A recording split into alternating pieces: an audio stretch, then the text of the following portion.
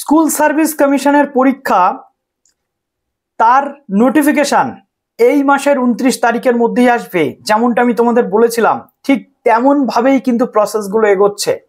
যেমন যেমন তথ্য তোমাদের সঙ্গে যখন যখন শেয়ার করেছি সেগুলোই কিন্তু মোটামুটি খাটছে। এখনো তোমরা বলতে পারো যে আমি ব্যবসা করার জন্য ইউটিউবে এসে এসএসসি রিলেটেড ভিডিও বানাচ্ছি, আদৌ কোনো কিছু আসছে না।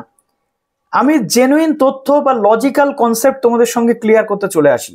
যেমন তথ্য পাই তেমন তথ্য নিয়ে আসি। এই তথ্যগুলো আমার মন গড়া নয়, বা রিক্রুটমেন্ট আমি করাবো না, স্কুল সার্ভিস কমিশন করাবে, মধ্যশিক্ষা পর্ষদ করাবে, গভর্নমেন্ট করাবে।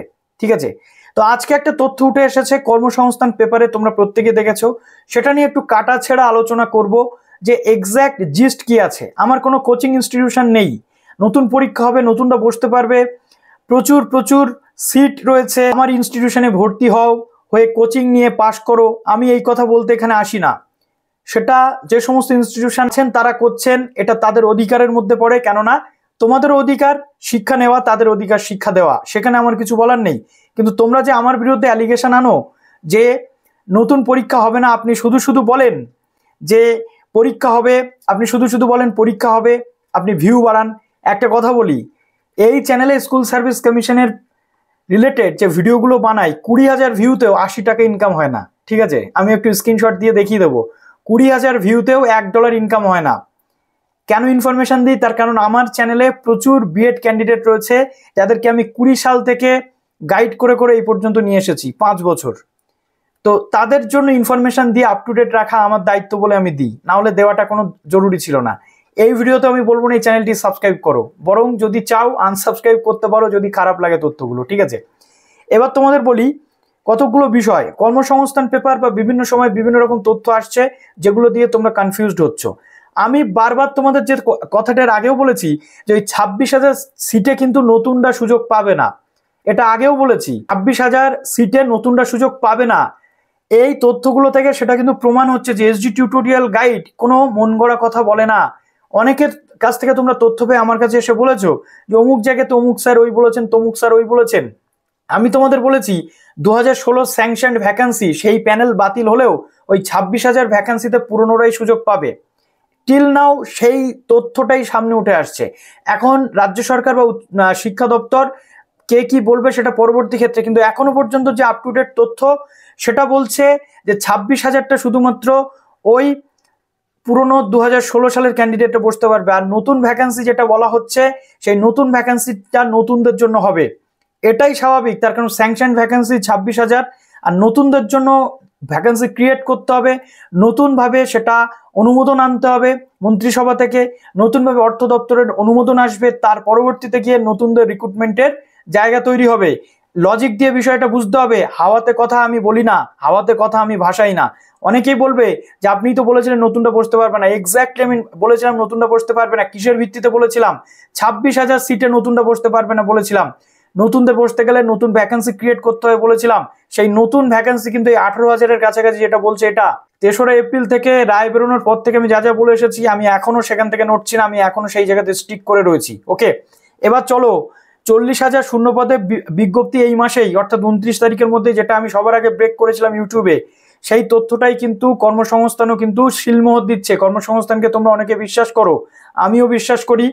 সেই তথ্য অনুযায়ী একটুখানি কাটাছাড়া করে নিই যে এক্স্যাক্ট কি হতে চলেছে, এবং নতুনদের রিক্রুটমেন্ট এখনই নোটিফিকেশন আসতে পারে কি পারে না, কি বলা হচ্ছে একদম জেনুইন কথা বলবো। ঠিক আছে, স্কুল সার্ভিস কমিশনের মাধ্যমে 40,000 শূন্য পদের বিজ্ঞপ্তি বলছে এই মাসেই। এই 40,000 শূন্য পদটা কি, এই 40,000 শূন্য পদটা কি সব নতুনরা পাবে? Definitely not. এই 40,000 যে শূন্য পদ, এটা টোটাল শূন্য পদের কথা বলা হচ্ছে, অর্থাৎ 26,000 ধরে 25,753 প্লাস 18,000-এর কাছাকাছি যে শূন্য পদ রয়েছে, সেই টোটাল ওভারঅল শূন্য পদ ধরে 40,000 বলা হচ্ছে।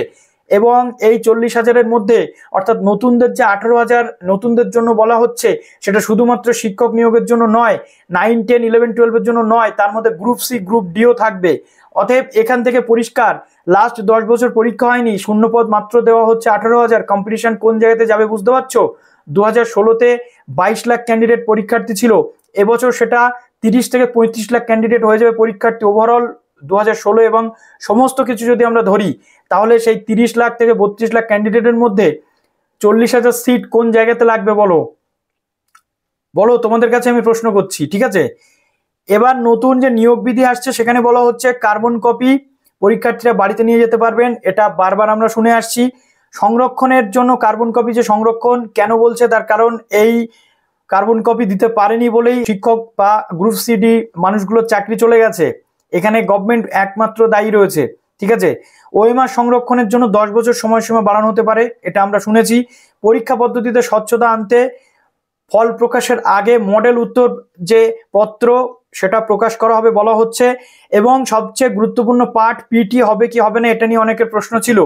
দেখো, এখানে পরিষ্কার বলে দেওয়া হয়েছে 2016 সালের পরীক্ষা পদ্ধতি মেনে পরীক্ষা নেওয়ার সিদ্ধান্ত হচ্ছে। কিন্তু এই 2016 সালের পরীক্ষা পদ্ধতি মেনে, এর আগেও আমি বলেছি যে 2016 সালের রিক্রুটমেন্টের এই যে জায়গাটা হচ্ছে, আদালত বারবার সেই জায়গাটাই বলেছিল যে ফ্রেশ রিক্রুটমেন্ট হোক বা ফ্রেশ যে সিলেকশন হোক, সেটা কিসের ভিত্তিতে হবে? 2016 ভিত্তিতে হবে, কেননা কেসটা 2016 এবং 2016 সিস্টেম অনুযায়ী এখানে কাজ হবে। প্যানেল যতই বাতিল হোক, ক্যান্ডিডেটগুলো তো সেই ক্যান্ডিডেট নাকি? তো সেই 2016 পরীক্ষা পদ্ধতি মেনে, অর্থাৎ 2016-তে শুধু সাবজেক্টের পরীক্ষা হয়েছিল, তাহলে এবার কি পিটি হবে নাকি হবে না, নাকি নতুনদের জন্য পিটি হবে? যে পুরনো ক্যান্ডিডেট যারা 16 ক্যান্ডিডেট রয়েছে, 22 লাখ ক্যান্ডিডেট, তাদের জন্য পিটি হবে না, তাদের জন্য শুধু 16 নিয়ম, সেটা নিয়ে কনফিউশন রয়েছে। সেটা কিন্তু কর্মসংস্থান ক্লিয়ার করছে না, বা কেউ ক্লিয়ার করছে না, কোনো স্যারই ক্লিয়ার করছে না। তার কারণ কি করে করবে? অফিসিয়াল কোনো স্টেটমেন্টই নেই কোনো জায়গা থেকে, ঠিক আছে?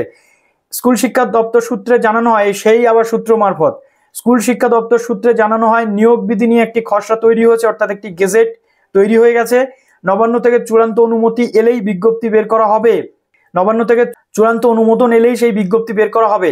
নতুন যে বিজ্ঞপ্তি বেরোতে চলেছে তাতে 2016 সালে সব পরীক্ষার্থী, অর্থাৎ 22 লাখ পরীক্ষার্থী যেমন পরীক্ষা দিতে পারবেন, তেমনি নতুন প্রার্থীরাও পরীক্ষা দিতে পারবেন বলে প্রাথমিক সিদ্ধান্ত হয়েছে। এটা একটা প্রাইমারি লেভেলের ডিসকাশন হয়েছে, সেই ডিসকাশনে এখনো শিলমোহর পড়েনি যে সেটাই হবে। ওকে,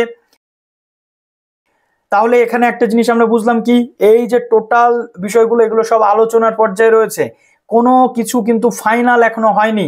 অতএব আমাকে কিন্তু গালাগালি দিয়ে কোনো লাভ হবে না। এইখানে যে তথ্য আছে আমি সেগুলো দিয়ে বললাম। এবার আমি বলি, এই প্রাথমিক সিদ্ধান্তের পর সেক্ষেত্রে মোট শূন্যপদ কত রয়েছে? 40,000-এর কাছাকাছি হবে। সেই শূন্যপদ কি সব নতুনদের জন্য যাবে 40,000? Definitely not. এই নতুন, এর মধ্যে নতুন শূন্যপদ রয়েছে প্রায় 18,000-এর কাছাকাছি।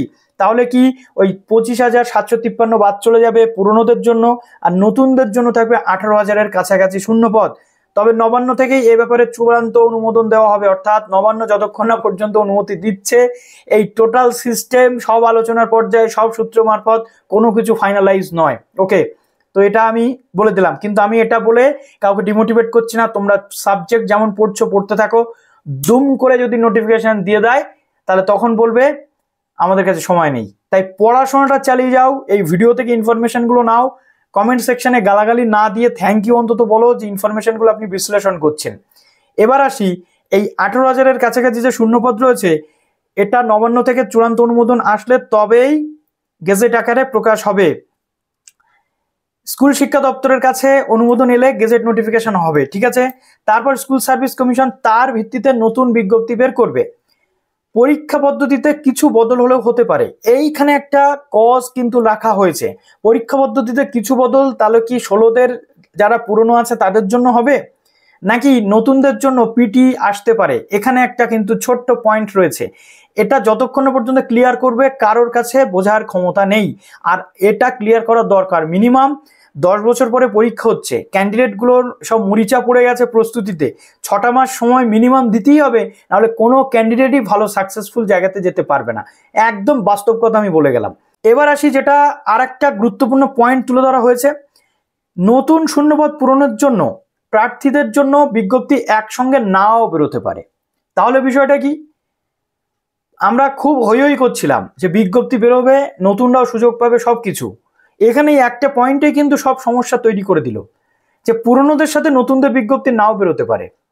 তাহলে গতদিন আমি যেটা বলছিলাম যে সূত্র মারফত আর একটা তথ্য ছিল, আমার কাছে সূত্র মারফত তথ্য ছিল যে দুটো পদ্ধতিতে নিয়োগ হবে, একটা হচ্ছে পুরনোদের আগে হবে আর নতুনদের পরে হবে।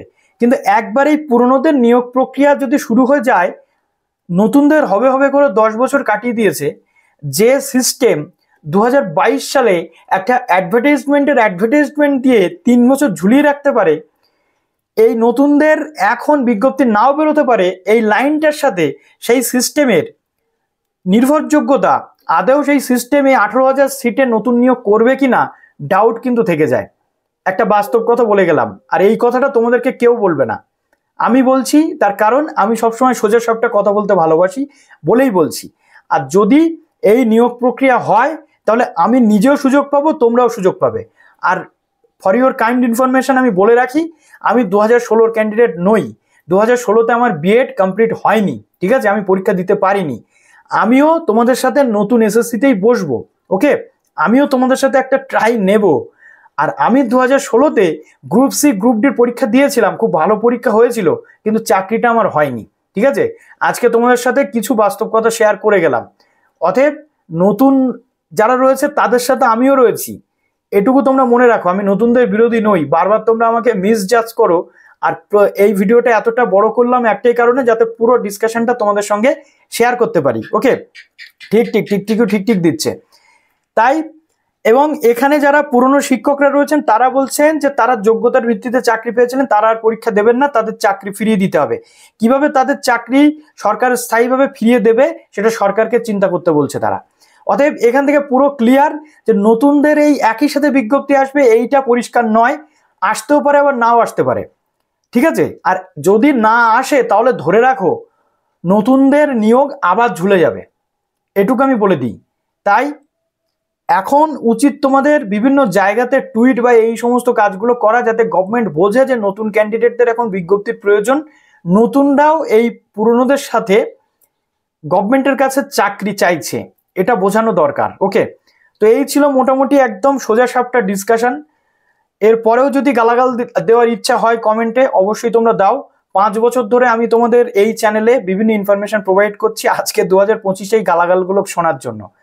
ওয়েল অ্যান্ড গুড, মাথা পেতে নিচ্ছি, তোমাদের জন্যই আমার এত সাবস্ক্রাইবার বৃদ্ধি হয়েছে। বাট বিশ্বাস করো, এসএসসির ভিডিও দিলে আমার লসই হয়, এসএসসির ভিডিও দিলে আমার ইনকাম হয় না। এর থেকে কলেজ অ্যাডমিশনের একটা ভিডিওতে 5,000 ভিউতে আমি $2 ইনকাম করি, ঠিক আছে, কিন্তু এসএসসির ভিডিওতে 20,000 ভিউতে $1 ইনকাম হয় না। বাস্তবটা বলে গেলাম। ভালো থেকো সবাই, বেস্ট অফ লাক।